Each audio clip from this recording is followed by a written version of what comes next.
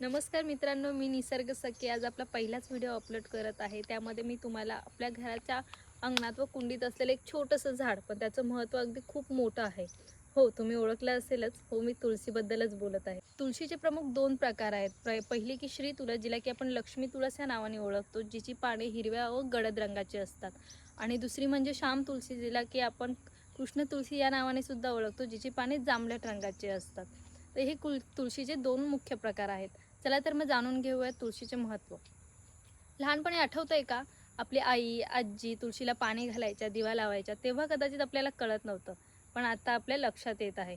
तुळस ही फक्त श्रद्धेची गोष्ट नाही, तर वैज्ञानिकदृष्ट्या सुद्धा तिला खूप महत्त्व दिलं गेलं आहे। तुळस ही फक्त झाडच नाही, तर ते आपल्या आयुष्याचा एक भाग आहे। चला तर मग तुळशीचे धार्मिक, औषधी आणि वैज्ञानिकदृष्ट्या महत्त्व जाणून घेऊयात।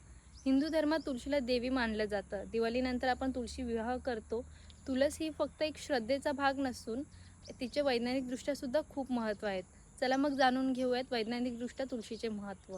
तुळशीच्या पानांमध्ये अँटीऑक्सिडंट असल्यामुळे आपल्या शरीरातील मुक्त रॅडिकल्स कमी होतात, रोगप्रतिकारशक्ती वाढते, ताणतणाव कमी होतं, सर्दी, ताप, खोकला, दमा यासारख्या वेगवेगळ्या आजारांवर तुळशी उपयुक्त ठरते।